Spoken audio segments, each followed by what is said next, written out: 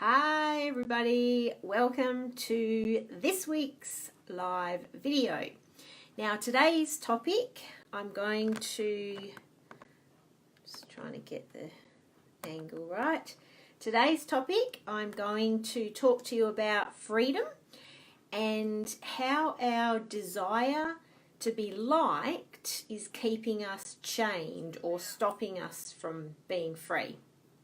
But before we go any further, I'll just introduce myself. I'm Jen Turnham and I am passionate about using brain science and my psychology degree to help women fill their own cup first in order to be better mothers, sisters, friends, daughters, partners, etc.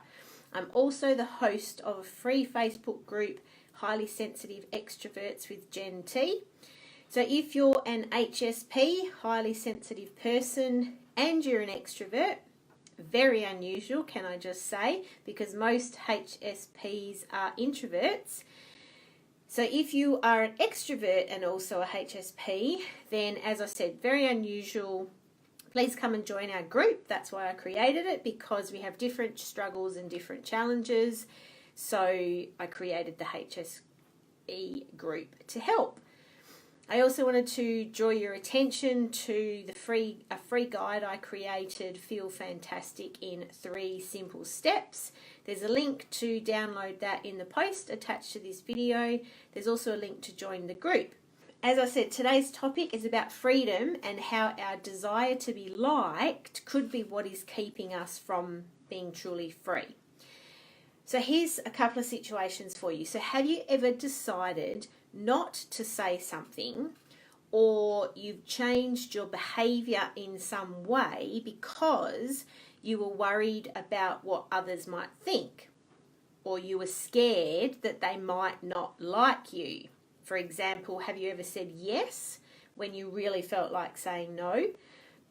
Have you ever said your meal was lovely in a restaurant because everyone else was raving about how great theirs was, but yours was really pretty crap?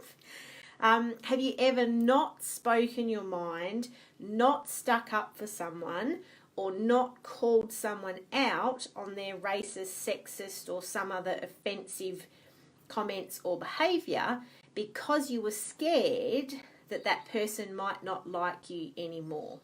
Now, I just want to clarify that bit. This is different to the concept of changing your behaviour or staying silent because you are choosing your battles, because that's a whole other topic.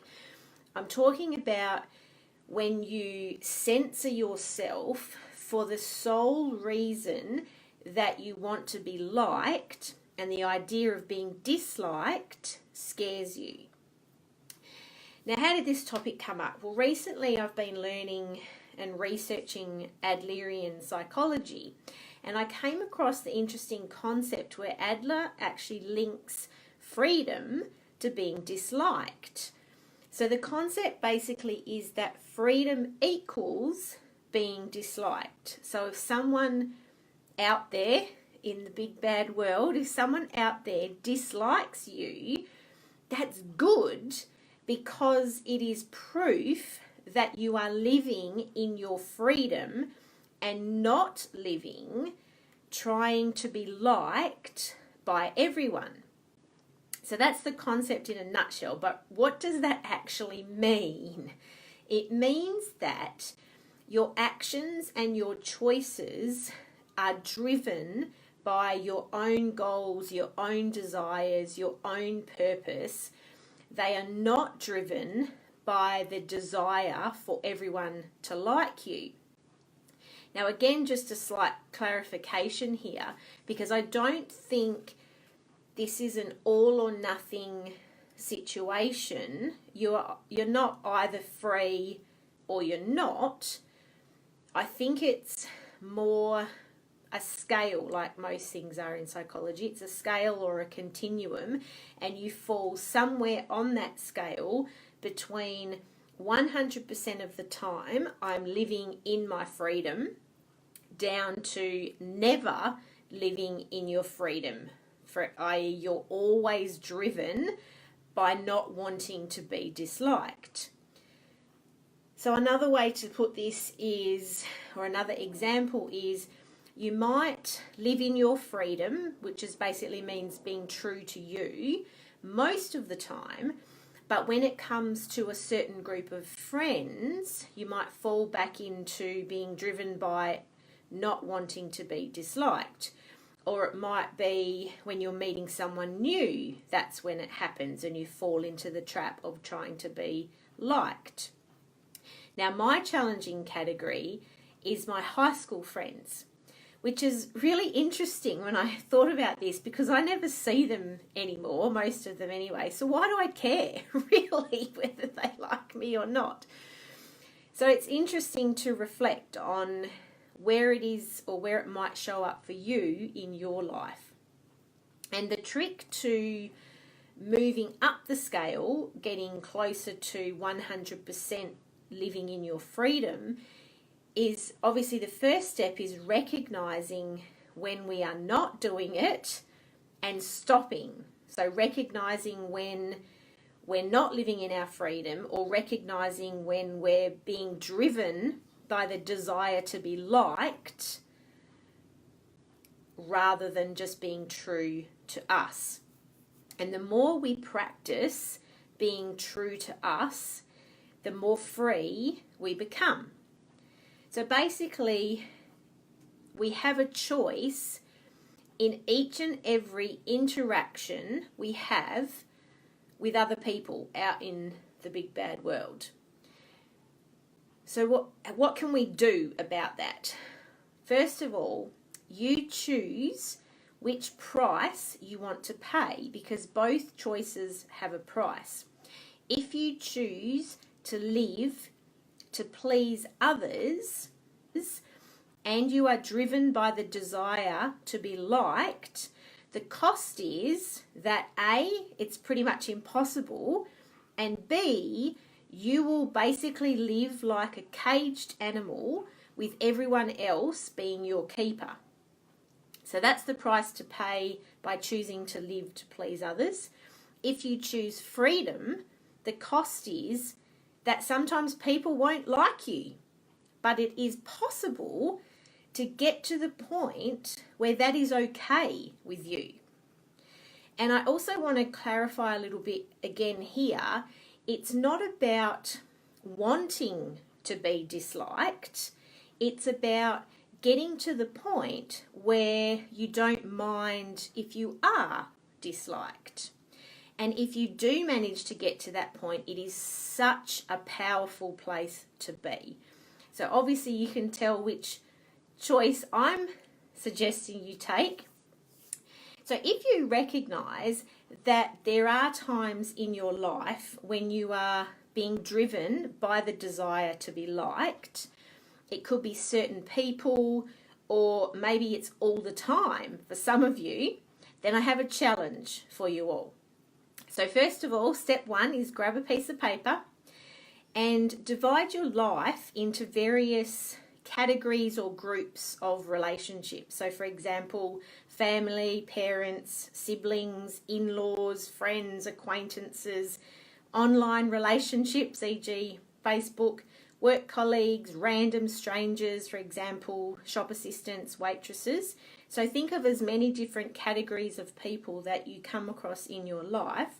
Second step is think about how you behave in the situations where you interact with those groups of people, and identify if there are categories where you know that you worry about being disliked, and make a note of those particular groups that you feel are probably more of an issue than perhaps others. Now this is the challenging bit. So once you've identified where or which categories of groups of people you struggle with, next time you are about to interact with that category or that group of people where you know that your concern about being disliked is a driving force in your behaviour, make a commitment to yourself that you are not going to do it on that occasion. So what do I mean by that is commit to not censoring yourself but being true to you and saying what you think diplomatically, of course. I'm not suggesting you go out there and create arguments everywhere, but just focus on being true to you and what's important to you, and not allowing your fear of being disliked to get in the way of how you would normally behave and the things that you would normally say. The next step is a bit of reflection.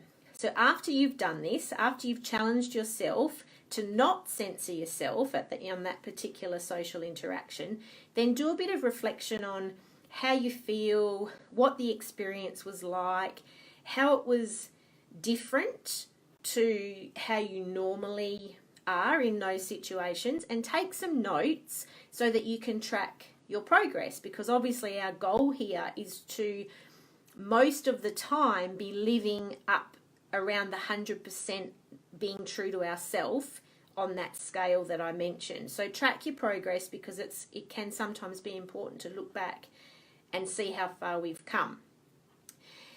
Now also I'm going to ask you to share in the group how you went, what you noticed, for example, what wins you had, what challenges you had, and I'd love to hear how you go. So if you're not in the group, then now might be the time to join Highly Sensitive Extroverts with Jen.